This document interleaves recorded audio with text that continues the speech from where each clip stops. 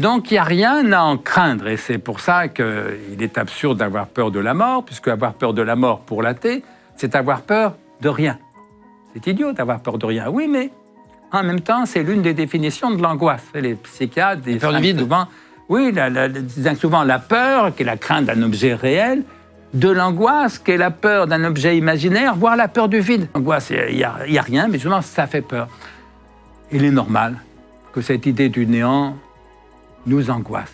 Mais il faut accepter sereinement cette angoisse-là. L'important, c'est d'aimer la vie en acceptant la mort. Parce que si tu dis « j'aime la vie » et que tu n'acceptes pas la mort, ben, tu n'aimes pas la vie, puisque la mort fait partie de la vie. C'est ce que disait Montaigne, hein. Tu ne meurs pas de ce que tu es malade, tu meurs de ce que tu es vivant. Voilà.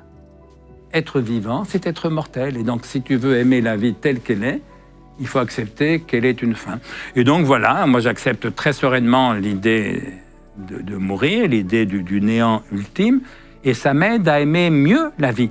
Oui, parce que si nous pensions plus souvent que nous allons mourir, et surtout pour ceux qui pensent que la mort c'est le néant, ben, on vivrait d'autant mieux parce qu'on vivrait plus intensément, parce que chaque instant serait d'autant plus précieux qu'il se détacherait, comme disait là encore André Gide, sur le fond très obscur de la mort. Et au contraire, il s'agit de penser la mort pour aimer mieux la vie. Et puis il ajoute, je veux qu'on agisse et qu'on prolonge les offices de la vie tant qu'on peut.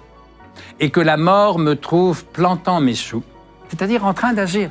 Et que la mort me trouve plantant mes choux, mais nonchalant d'elle et encore plus de mon jardin imparfait. Accepter avec nonchalance pour aimer mieux la vie.